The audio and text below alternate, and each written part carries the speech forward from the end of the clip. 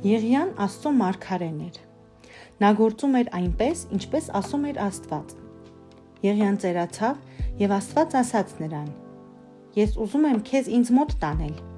կանչիր Եղիսեին, նա կլինի իմ նոր մարգարեն»։ Եղիան Եղիսեին գտավ դաշտում, նա 2 եզով վար էր անում։ Եղիան իր վերարկուն գցեց Եղիսեի վրա։ Եղիսեն հասկացավ, որ Եղիան իրեն օգնական ընտրեց։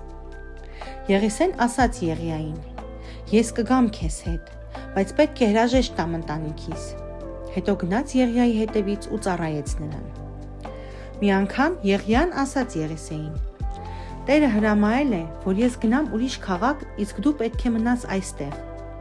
Բայց Եղիսեն չէր ուզում բաժանվել Եղիայից։ Նա ասաց. «Ես քեզ մենակ չեմ թողնի, ես կգամ, ուր որ գնաս»։ Եղիան և Եղիսեն մոտեցան գետին, հարկավոր էր անցնել մյուս ափը։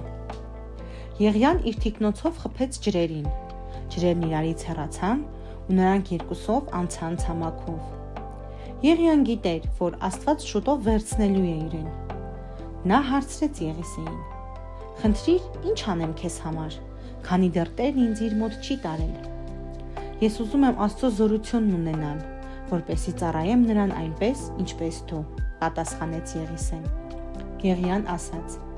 «Եթե տեսնես, թե ինչպես է Աստված ինձ երկինք բարձրացնում, իմացիր, որ կստանաս նրա զորությունը»։ Հանկարծ երևաց հրեղեն մի կառք։ Ուժեղ պտտահողմը Եղիային վերցրեց և հրեղեն կառքով երկինք տարավ։ Եղիսեն հասցրեց տեսնել այս բոլորը։ Եղիայի թիկնոցն ընկավ ներքև և Եղիսեն բարձրացրեց այն։ Հետո նա մոտեցավ գետին ու խփեց ջրերին։ Ջրերն իրարից հեռացան և Եղիսեն կարողացավ անցնել մյուս ափը։